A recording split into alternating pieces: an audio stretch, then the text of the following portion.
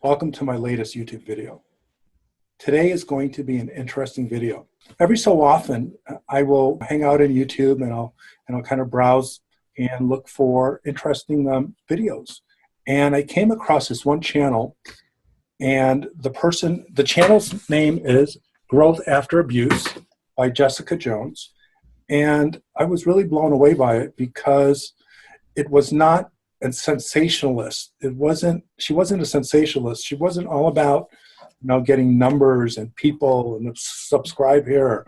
You're the very first person that I've ever been interviewed by who I don't know who you are. And for that reason, I find it not only interesting, but compelling. And what our viewers don't know is that you and I spent some time picking questions, choosing questions that we were going to base this video on. And the few minutes that we talked before doing this video, we decided to scrap those and talk more about gaslighting. It seems that we share an equal interest in the subject. When did you first become interested in gaslighting?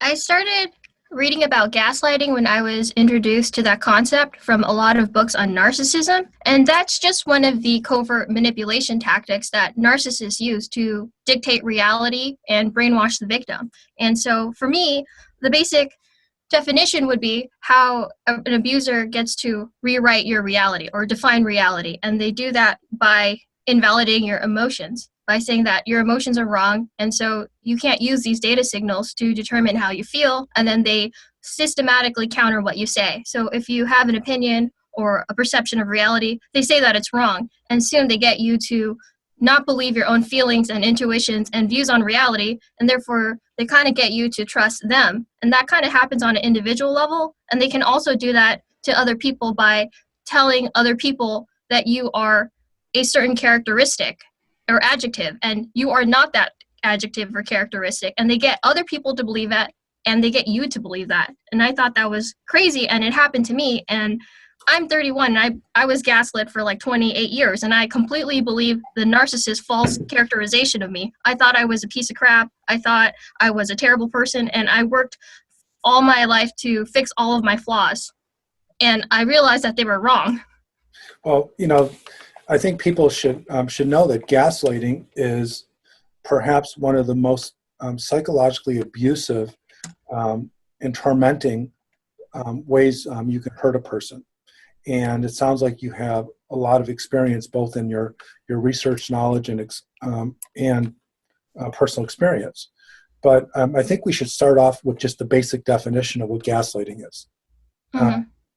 Gaslighting is a deceptive, manipulative, and highly dishonest strategy to control another person by making them believe that there is something wrong with them, that they have a physical problem, a mental health problem, or some other overwhelming condition that either never existed in the beginning or was only mildly problematic. And to get that person to identify with this problem, this implanted problem, they have to manipulate the environment. And through systematic efforts, they are able to prove to their victim that they have this problem, they can't control it, and that they should isolate themselves from the people that they were formerly connected to. And once a person completely submits to that, it's like they're burying themselves one layer at a time so deeply that they can't get out. And that's exactly what the gaslighting narcissist, the perpetrator, wants, is to create a jail, a prison of sorts, that the person can never escape. How can a victim recognize if they are in a gaslighting-based relationship or a trauma bond or a Stockholm Syndrome? There's a lot of terms that are being created that don't have specific definitions or for that matter, are made up. So it's important that we start off by saying what is what? Gaslighting, brainwashing, the Stockholm Syndrome, and what is the other term you used? Trauma bond. Trauma bond. So let's kind of unpack these. But brainwashing, on a very general sense, is any mode of psychological manipulation that has the intent to entrap, coerce, control a person. And it's very broad, and there's many ways that people can be brainwashed. But the difference between brainwashing and gaslighting is the person who is brainwashing another is not trying to hide it. They're not trying to disguise themselves as a good person who's trying to take care of another person who they're trying to inculcate or control through implanted narratives. Gaslighting is a form of brainwashing. Gaslighting is done behind the scenes so that the person, the victim themselves, doesn't even know what's happening, and often the victim's friends and families don't know what's happening. The Stockholm Syndrome is very common in a gaslighting relationship. And I use the term relationship lightly. The person who is gaslit, who develops what we call the Stockholm Syndrome, develops respect, empathy, and compassion for the person who has imprisoned them, the abuser, the manipulator. There is a process by which their narrative for what happened, the story of how they were kidnapped, coerced, indoctrinated, their story over time transmutates into a story of the perpetrator being the victim himself. And the gaslighting victim ends up wanting to take care of that person, wanting to protect them, and wanting to identify with their story. The Stockholm Syndrome is a reaction to a gaslighting relationship. Trauma bonding is the interaction, the unconscious and conscious interaction of two individuals with the trauma history. And I talk about this in my book's The Human Magnet Syndrome, that, when we talk about the SLD or the codependent who always falls in love with the pathological narcissist, both have very severe child trauma history. And it's the interaction, the connection, and the intuitive and reflexive comfort with each other that draws them together. But if we analyze it and go to the next level, we'll find that it's the trauma that binds them, the familiarity with it, the idea that people love you when you're treated badly, or people love you when you treat them badly. Those trauma experiences interact and create this conscious experience of love and connection. No, I thought that was a great explanation of how you define gaslighting, and how the trauma bond cements that relationship where it's hard for the self-love deficient person to get out and extricate themselves. Yes, absolutely. The whole idea in gaslighting is to control a person by weakening them in any way that you can. Physically, psychologically, socially, occupationally. The gaslighters have antisocial personality disorder, or are covert narcissists or malignant narcissists. So whatever their diagnosis is, they all share a core of sociopathy. They don't have empathy. They are very manipulative and dishonest. And it's this kind of person that can do the horrendous things that only a gaslighter can do to their victim. I kind of like how you cover the different aspects, like emotionally and financially, how a person can be gaslighted, because I feel like I was gaslighted like that from my mother. And I think she put me in a no-win scenario where occupationally she gaslighted me. She told me to quit my job. And then when I did it, she denied that she ever asked me. And then she said I was like a lazy person and a good for nothing person. And I slowly began to believe these things about myself. But she was really like the puppet master, pulling all these strings and setting up a no-win scenario where she told me to quit my job. And then she told my dad that I was lazy for quitting my job, but she set and engineered that scenario. And then what was crazy was that she got me to believe all of these horrible things about myself, that she was giving me this negative feedback, but everyone else around me, when I go out in the outside world, they weren't telling me that I was all of the negative things that she told me. And so there was this cognitive dissonance. But since she was my attachment relationship, she's my mother, I really internalized her false characterization of me. So let me give you an idea of what was behind the scenes. So for your mom to successfully gaslight you, she had to choreograph your environment so that not only could she prove to you that there was something wrong with you, or create a circumstance so that you would either make a mistake or not do well in something that you normally would do well. They need the person to have a problem, and if the problem is not severe enough, they figure out a way to doctor the situation to make that person fall or make a mistake. And so everything they do is a systematic and coordinated effort to break that person down, to constantly remind him or her what is wrong with them, and to set up situations so that that problem that never really existed in the beginning would keep happening. And then they take people in an environment and they convince others that there's something wrong with you, or if they can't do that, they make you believe that others agree with them, and they quote them and characterize their feedback as a way to hurt, shame, and ultimately manipulate. So it sounds like your mom really, as a puppet master, knew how to pull all the strings to make you identify with this problem and then entrap you by it.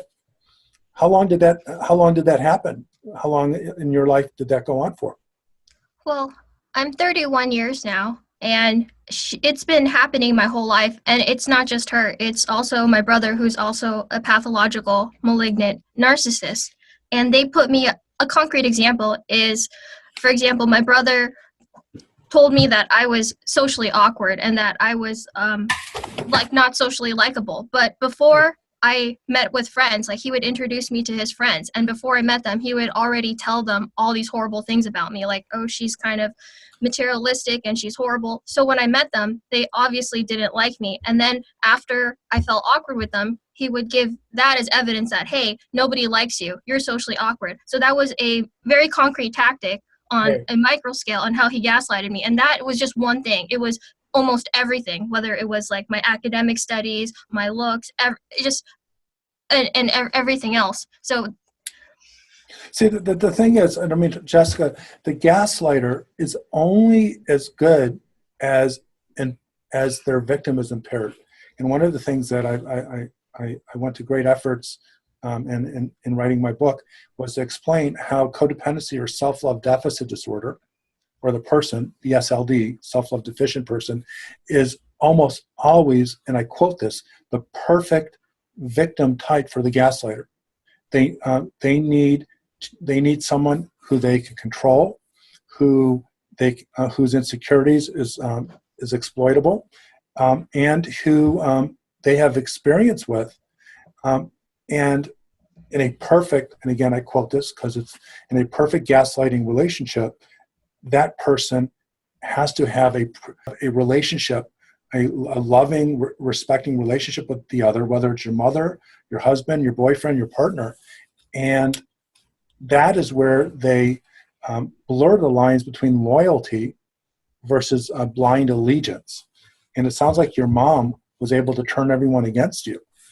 Yeah, and I think she was also, there was a lot of procedural steps in her manipulation tactics. I don't know all of them, but I think the first one is extremely pernicious, and it started off with isolation. And she did that by not allowing me to have friends over after school.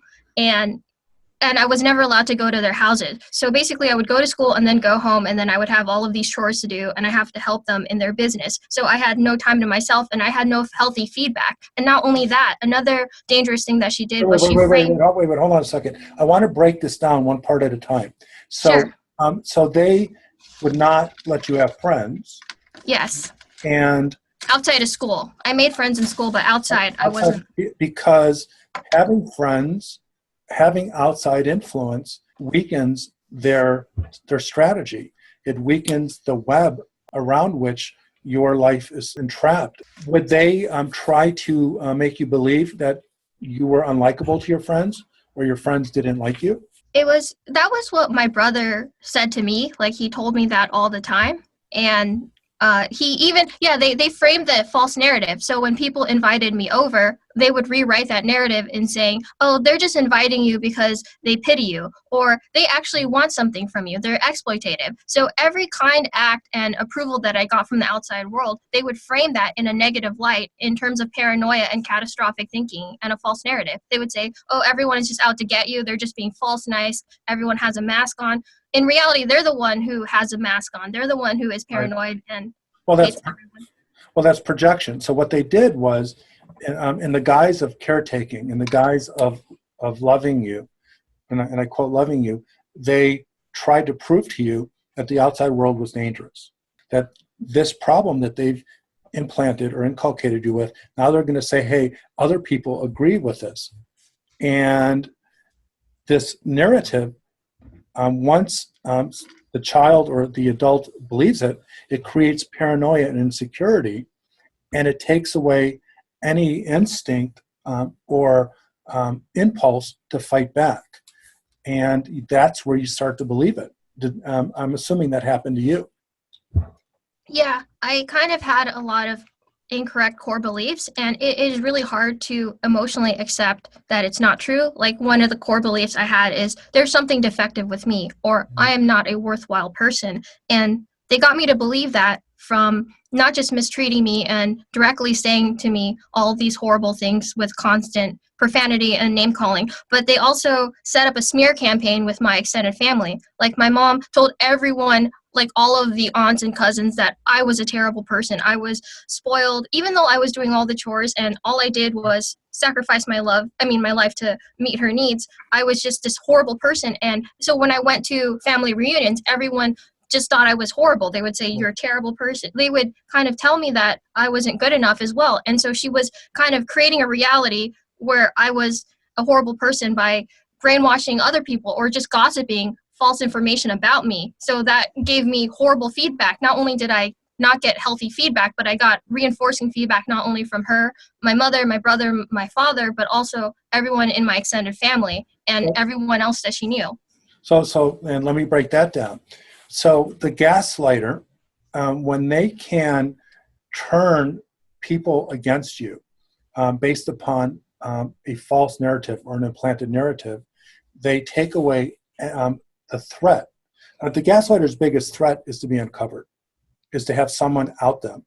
And if they can get the outside world to see that you have this narrative that they engineered, doctored, manipulated into fruition, then they take away the risk for you to be rescued and create the image that most narcissists need, where they're the attention, they're the good person, and in the case of your parents, the good parents who are taking care of the sickly, psychologically damaged child.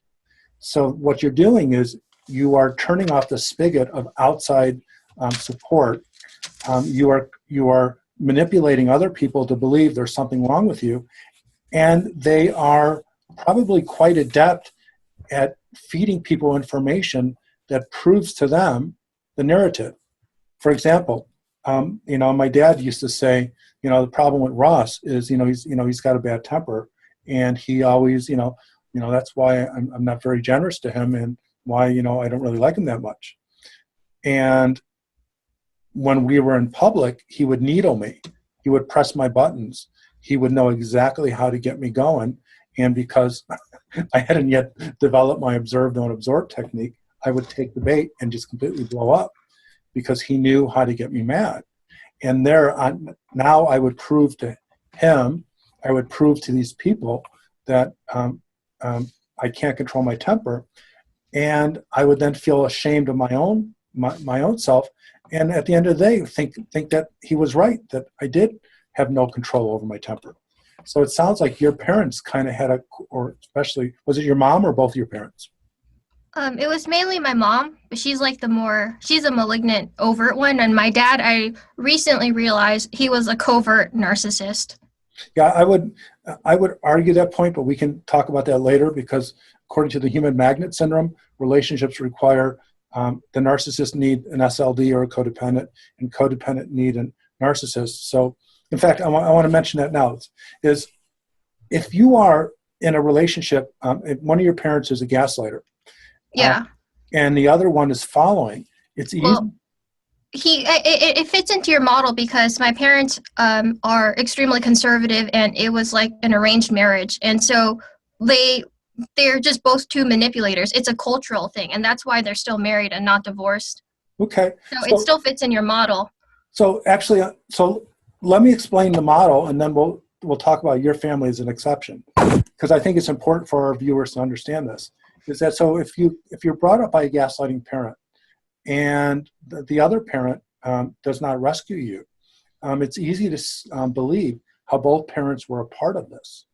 But what we really have is we have the gaslighter, the malignant narcissist, the sociopath, the covert narcissist, who not only was able to gaslight their children, but they also gaslit their spouse. And it's the next generation of gaslighting. So if you have a gaslit spouse that you've beaten down, you've disempowered, disenfranchised, broken them down, got them to identify with their worst nightmares, you have complete control over your spouse.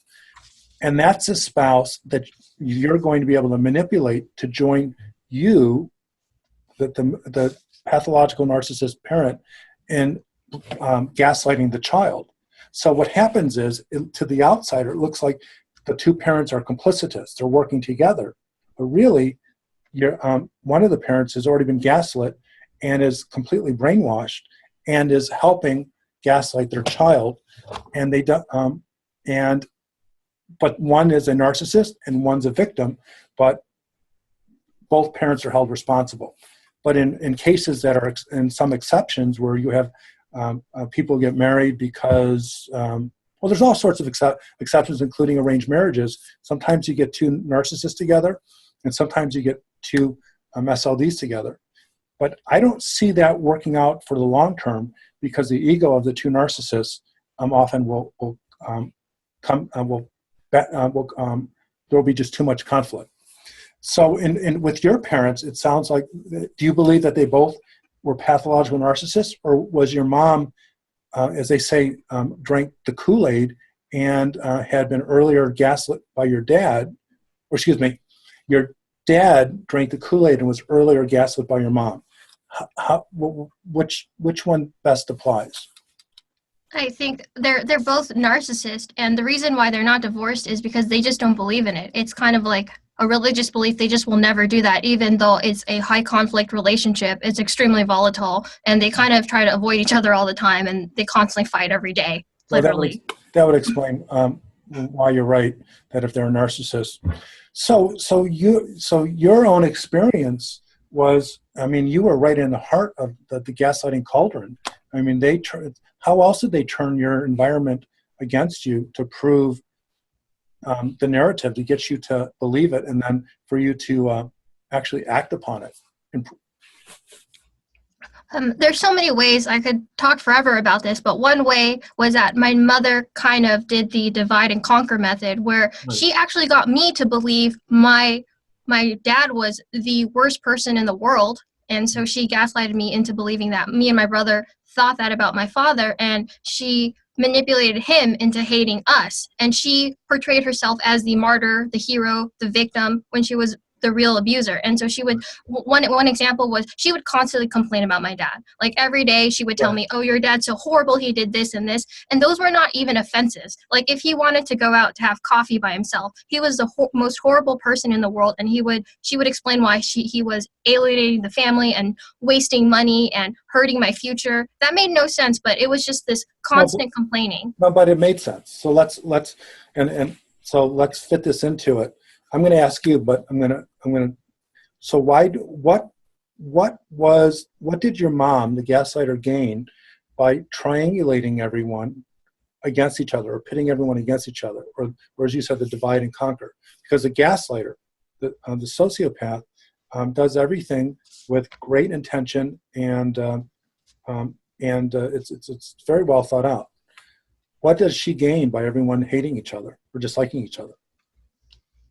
I think she divided everyone so that we would not be able to exchange stories and collaborate, because I wouldn't have a closer bond with my dad, and then we would kind of see what's going on, where she was actually manipulating everyone and getting her own needs met at the expense of everybody else's. You said two things. So let me, the first thing is, and they both are right.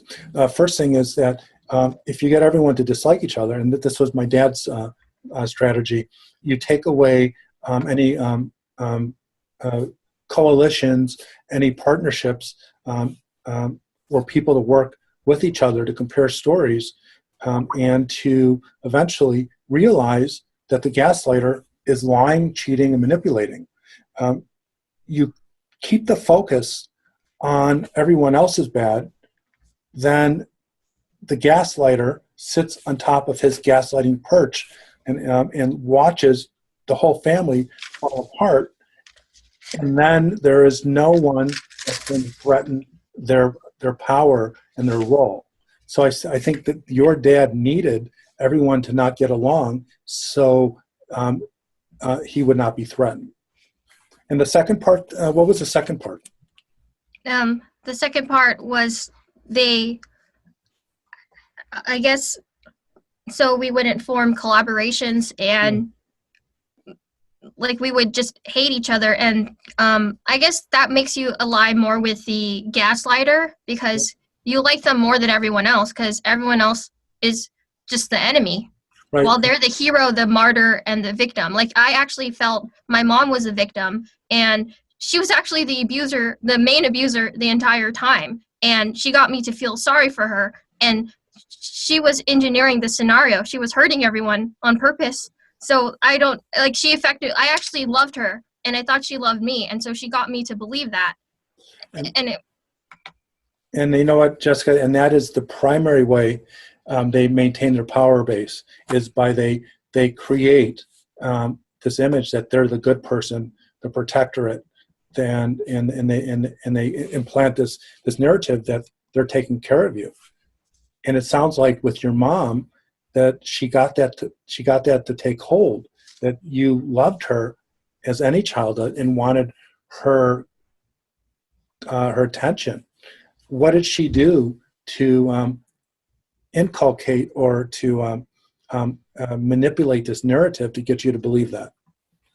Well, I think, number one, it was like just directly saying that. So it was just propaganda to my face. She would say, like, I love you. I have your best interest at heart. Right. No one will. And then she would also say lies, like, nobody will ever love you. You can only rely on mother. Everyone else in the world is out to get you. So she framed the world in terms of a scary place. And then she said she was the only one. And she said, oh, your father and your brother don't care about you. So she was doing that. Well, she did two things. She framed the world as a scary place, but she reinforced the gaslit shame narrative, that you are inherently bad and broken and no one will love you. So when you put those together, you are bad and the world's a scary place. What does someone do? They give up and they just hope the gaslighter will love them and take care of them. She was quite manipulative. And she also got me to believe that I wasn't able to survive without her. That's not true, because I actually raised myself. She neglected me. You know, she was working all the time, and when she was home, she was brainwashing me and being nasty. So I didn't have a lot of time with her.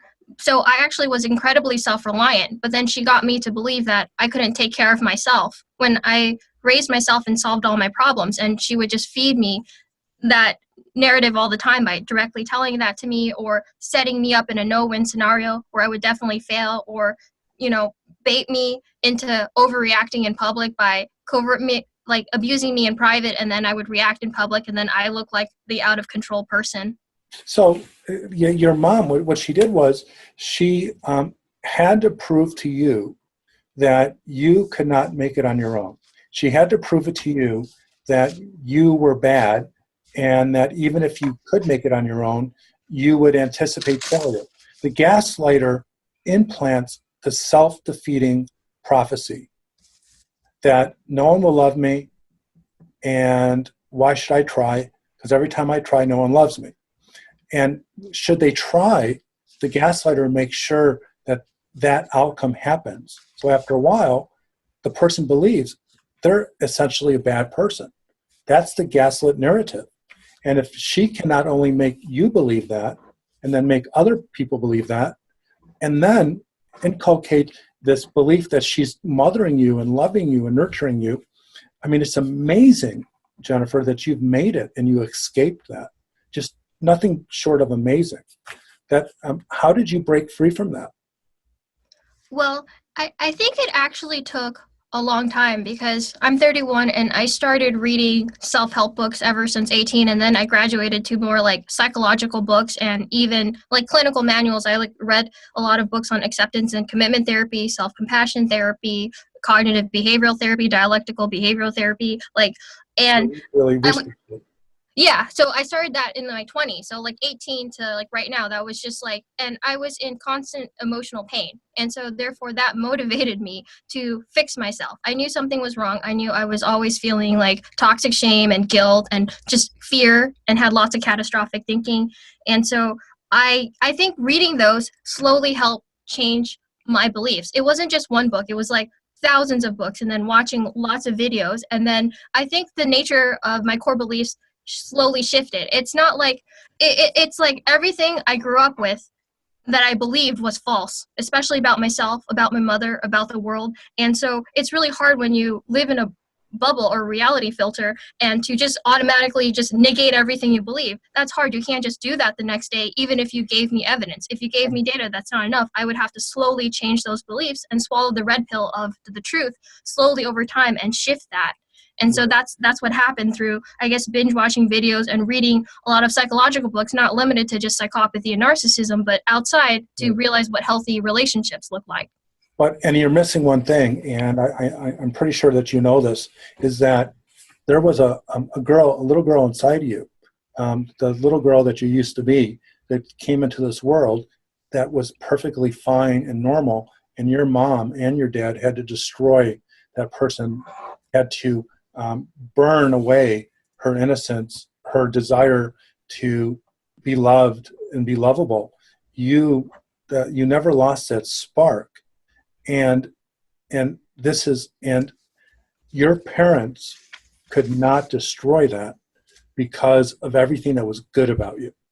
And the reason I want to say this, it goes into my whole self-love work and the need for people such as you, and you're a hero to so many people that are watching this. You should be, that want to break free from this, and you've shown what a person can do when they want to reverse their fate.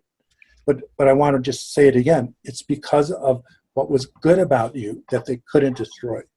There's so many people that are gaslit that little spark was snuffed out. That little part inside of them that said, maybe this isn't true.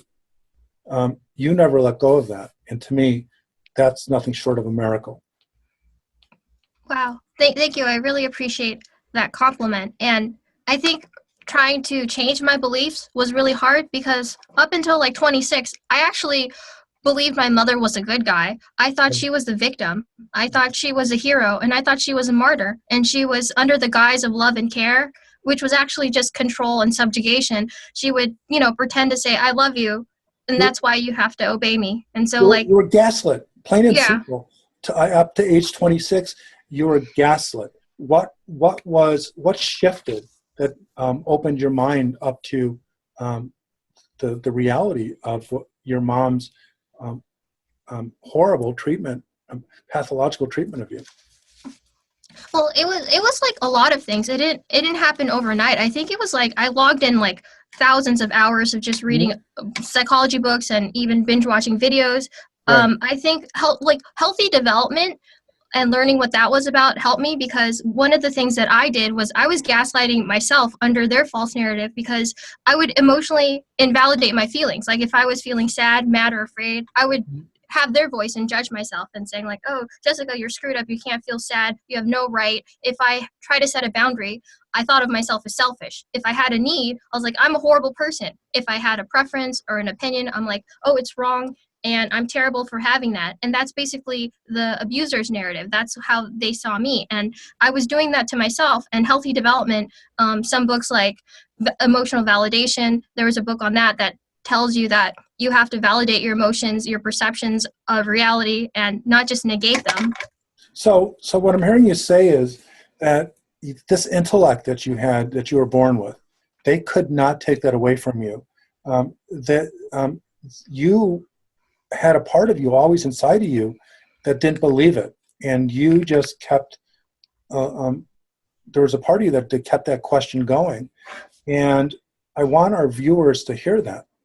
Is that the hope, that the opportunity to break free from gaslighting requires that question, that personality trait, or that moment of clarity where all of a sudden you realize this might not be true. And I'm telling you, Jessica, and I've seen it so many times with my clients who came to me, many of which came to me and they say they're narcissists. And they're not, they were gaslit. And I can't tell you how many of my SLD's clients come up to me and start that way. And so when I give them evidence that they give me that they were gaslit, that they were fooled, something happens and everything shifts and changes. Though that is when the victim has a chance to heal. But then there's the other type that is so deeply gaslit that if a person like me would say, hey, you've been gaslit or this, that, and the other, their gaslighting was so effective that they automatically believe that there's something wrong with me, that, therapists are all, mentally ill or, this or that they don't even take the person's who's trying to rescue them opinion seriously because they have been effectively gaslit to ignore them. Did your parents ever try to do that to you with a therapist or teachers or any other people that could have potentially rescued you? Yes, yeah. They framed the narrative where if I went to a psychologist, and I saw over 10 of them, and I think only one of them understood narcissistic abuse. So they weren't that helpful. In fact, my own readings were more helpful and YouTube videos were. But yeah, my parents said that if I went to a psychologist, they don't know what they're talking about. It's just for extremely mentally ill people, or it's for weak people. So they frame the narrative. If you go to a psychologist, they can't help you, or it's only for it doesn't work. It's for crazy people, and it's for, and then they framed it in terms of a cultural thing. They said it's only Americans do that. So if you're not American, then it's weird to go to psychologists. That's just for Americans. Right, and that's just one of many techniques. As long as they, if the person that could out them is the most dangerous, to their efforts, and the therapist is going to more often than not understand and witness the gaslighting and try to explain that to the victim, and the gaslighters will do everything and anything they can to drill in the narrative that psychiatrists, therapists, all they care about is money. They don't know what they're talking about, or the narrative, Americans, and this or that. And that is the most important of all outside narratives. Because if you can't trust a doctor to help you, you can't trust a teacher or a counselor, they've entrapped you. And were you ever able to find? Well, you just answered it. No, you had to look outside, and outside of the professional community onto YouTube or in books, and you're an exception. And I want people who are listening and watching us to hear your story. How much reading and research did it take for you before you kind of broke through and realized what was happening to you? I think it was over 10 years of research, and it was actually, the journey ironically began with me falling into their narrative and trying to fix myself. So I actually, lock, stock, and barrel, was completely brainwashed and mind controlled and just thought, okay, I'm the problem. Now I'm going to fix my anger problem. I'm going to fix why I'm so screwed up. And so that's why I started reading the self-help books, and then I graduated to different psychology books. And I was trying to fix whatever problem that I had. And so when I was reading those books, I started coming up to concepts like narcissism, and I was like, okay, I might be a narcissist, I'm an abuser. And so I started reading books about that, and then it was just, there was a lot of cognitive dissonance. In fact, I was confused for years, whether I was a problem or what was going on. And of course, you had to sort through all that stuff. And for some people who don't know what cognitive dissonance is, it's thoughts that sometimes are incompatible, that don't make sense, or that the result of the thinking makes you stressed or anxious.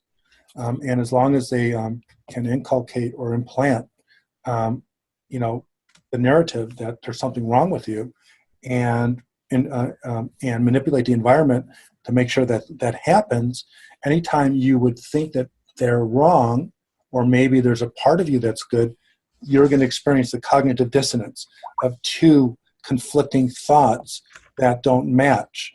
And it sounds like you came out on the healthy side of that strategy, instead of other people come out the gaslit side, where they finally give up and they agree with the narrative, and that's they're buried just one more layer deeper. So what are some of the other methods or strategies your parents did, or your mother did, in this gaslighting? well, I think she effectively switched my pain and pleasure signals through conditioning. Like, what was painful was setting a boundary or expressing a need or want. And if you're a healthy human being, you should be able to express your needs and wants and have boundaries. That's what it means to be a human. And what was pleasurable was when I didn't set a boundary, when other people were yelling at me and insulting me, and I took it, because if I did that, then I wasn't abused more. And so she was doing rewards. If I obeyed and complied and violated my own boundaries and disrespected myself and put myself in the one down position, she would abuse me less, and she would call me a good daughter. She would say that you're great, and maybe even give me strategic gifts. And if I was trying to be an autonomous human being, she would punish me. And that conditioning happened for years, and it was outside my conscious awareness. That's actually classic brainwashing, where through coercive and and very obvious strategies to beat someone down and change their opinion about something that otherwise was rational. You think of the first studies in brainwashing occurred after the Korean War, when China and North Korea would brainwash American soldiers. They were able to take these, wonderfully patriotic soldiers and brainwash them into believing America was horrible and communism was good. They had to do something similar to what your parents did to you, is they had to beat you down with reminders, propaganda of what is right that you've always known is wrong. And what do you think about that? Does that sound like what they did to you? Yeah, it was as if I was raised in a cult, and they kind of got to dictate reality and made stuff up and got me to believe it. And and like a cult, the gaslighters use the same type of methodology. They wear you down. They create an environment that tires you, that depletes you. And when you are tired and depleted, and in the case of gaslighting, psychologically tired, you then become vulnerable and you look to someone to help you. And that is when you see the malignant gaslighter as the person to whom you love, who you believe is taking care of you. And ultimately, when you believe that, you are completely gaslit, because then you're going to protect it and stay loyal to the gaslighting. It's very sick. Did they do that with other people in the family, your mom and your dad? Mainly they did it to me. Because my brother is another manipulator, and so he just fights with them, and he's super aggressive and insults them back with profanity. So I was the only one, so it's between me and him. And my mom does do a smear campaign where she gossips about me, but I was the main victim. I was. Well, you were chosen carefully, and that is why gaslighting and SLDD, or codependency, are intricately connected. The narcissist gaslighter needs someone without self-love, without self-respect, who doesn't know how to take care of themselves. They need that person, like the pedophile who wants to abuse a child. They need a child who has no self-esteem, whose parents are disconnected with them, who won't reach out to someone for help. They knew which child to get, and you were the most vulnerable victim. And you know, if anything, the gaslighters are afraid of people that can stand up for themselves, and in some cases, they cower down to them. How did they treat your brother? Well, they treated him the same, but he responded to it differently. Right. I remember he told me that he always believed my mom was a bad person and my dad, and I didn't grow up believing that. For 26 years of my life, I thought they loved me in a weird way. I didn't understand how they loved me. It was kind of toxic and abusive, but I'm like, okay, that's their version of love. But he saw it differently. He thought they were extremely manipulative and selfish. And I think when he was young, like as young as 6, he was just like, screw them. And he never obeyed. He constantly got physically beaten, and I had to witness it. And he just never complied. And he just said, like, screw you, and did whatever he wanted and fought with them. And now he's out of the family, or he's just doing whatever he wants. So in other words, your parents groomed you. They knew early on that you, for whatever reason, had the right personality, the right temperament to drink the Kool-Aid, as they say, to manipulate, to twist reality.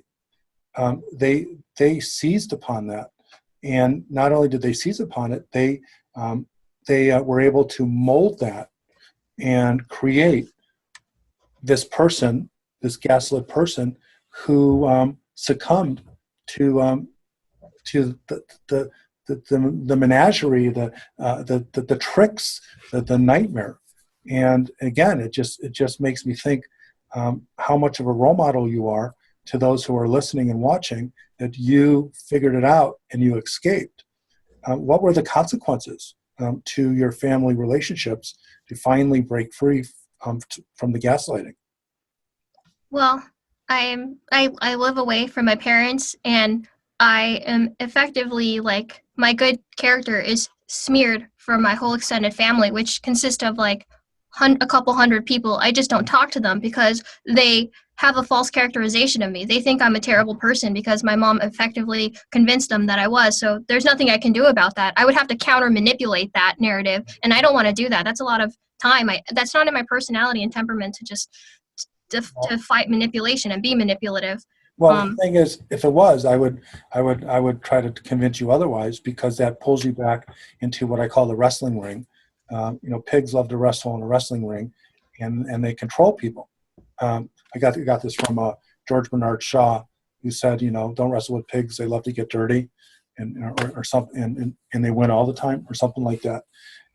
You can't win, and the reason I asked you was I wanted our audience to hear that that if you come from a family that gaslights you like yours did, and mine did, there's only one option, and that is to break free and to come to terms that you can't ever go back, because the people that are still connected to your parents are very much aligned with the narratives. And they could be there's different dyads of codependents and narcissists, and that in this whole family system of yours, there's connections between the gaslighter and the gaslightee, and all of them make this dysfunctional family. And the best you can do is to understand that there's nothing that they can give you that will make you a better person. And that's like really sad to wrap your arms around with. Well, what do you think? Yeah, I agree. I think that was my solution, where I said that I need to completely extricate myself from this community and toxic dynamic, even though it was all I known. And I kind of self-isolated for a few years. I mean, I had a friend or two, but I wanted to know why I was surrounded by toxic people, figuring out that, like, what was wrong with me. And so that was a pretty lonely period. And every time I did try to interact with anybody in my extended family, I think some of them were good people who were unintentionally supporting the narcissist because they had completely bought into what the lies were. Well, And so that's a human magnet syndrome playing out. Remember the codependent narcissists, those are the dyads that comprise the family system. You have a dysfunctional family system, and the way it stays together are the narcissist codependent dyads that comprise that. And those are the people that aren't going to defend you. yeah, I feel like they would just be henchmen, and they would kind of re-gaslight me and say that my mom does love me, and I'm not being reasonable enough. I'm not being cooperative enough. Something is wrong with me. So they would tell me that narrative. So I had to leave and then just be by myself and just learn how to socialize with different people. So yes, and by leaving and socializing with other people was your way of escaping the bubble. I don't know if you've ever seen the movie The Truman Show. He literally was in his whole life was in this Hollywood-made bubble, and once he left, there was no turning back. You know, I'm really glad that we got a chance to do this, because I think that you have so much to offer your YouTube community, and your stories and your information, and just the example of rising above the impossible and making it really is a blessing to people who are watching and listening to your videos. And I have to say thank you for doing this video with me, because I think it's going to give people another perspective of the insidious, dangerous, and horribly manipulative nature of gaslighting.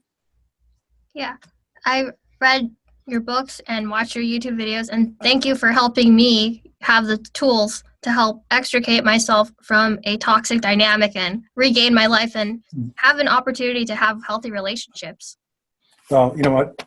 That warms my heart, because when I was 17 years old, I was hospitalized because of drug abuse, and was in a program, and it was one therapist who introduced some ideas that I was actually a good kid, and that went against what I thought I was. And so I never stopped thinking that when I grow up, I want to be that therapist who helps other people. And so you just kind of reminded me why I went into this field. So it's with great pleasure I say you're welcome, and don't underestimate your impact on people. Also, you're gonna, if you're not already, you should be a hero to people who are trapped, who didn't know how to get free. So you keep up the good work, and I hope maybe we can do another video together. Okay, thank you so much for help clarifying the situation. Well, you take care.